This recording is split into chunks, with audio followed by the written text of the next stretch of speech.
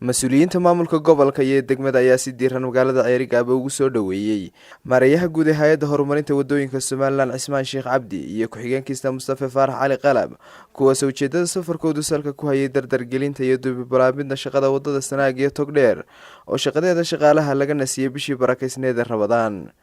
waxaana ugu horreynba munaasabadii soo dhaweynta maareeyayaashan ka hadlay maayirka degmada Ceerigaabo Ismaaciil Xaaji Nuur iyo taliyaha qaybta Bileyska ee gobolka Sanaag gaashaan la sare Axmed Saciid Gigaroor. waxaanu soo dhaweynaynaa maareeyaha iyo ku-xigeenkiisa maareeyaha wadooyinka Jamhuuriyadda Somaliland Cismaan Sheekh.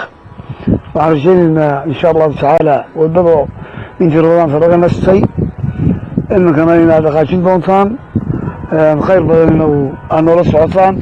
aad iyo baan soo dhaweynaa ku soo dhawaada dalkiini insha Allah waan ku faraxsanahay inaad noo timaadid. waxaan filaynaa inay dhaqaaqi doonto wadooyin magacyo badan loo adago buuraha ka dhaca waanu jecelahay inaad nala aragtid maareeyo iyaguna oo tabca iyo maxaan ku idhaahdaa hartiyini iyo geeldoora inaad nala aragtaan.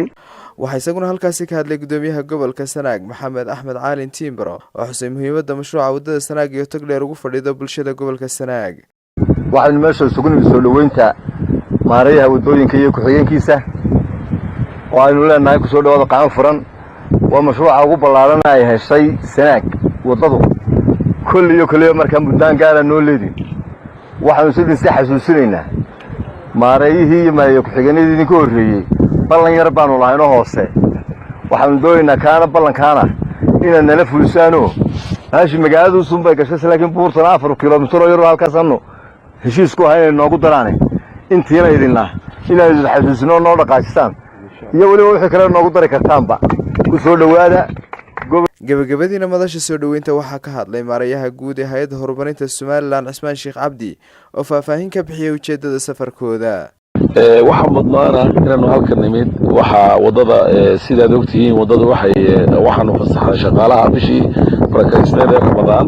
waxaanu jecelahay markaan dardar cusub ku bilowno ilaahay idinkiisna muhiimad gaar ah ayay noo leedahay wadadan waa wado qaran anigoo ka wakiila wasiirkii wasaaradda gaadiidka iyo wadooyinka madaxweynihii si gaar ah ayuu madaxweynuhuna tilmaam gaar ah noogu amray aniga wasiirkaba wadadan hadii aan la furin waa wado kow ah priority oo markaa dhamaato oo la hagaajiyo.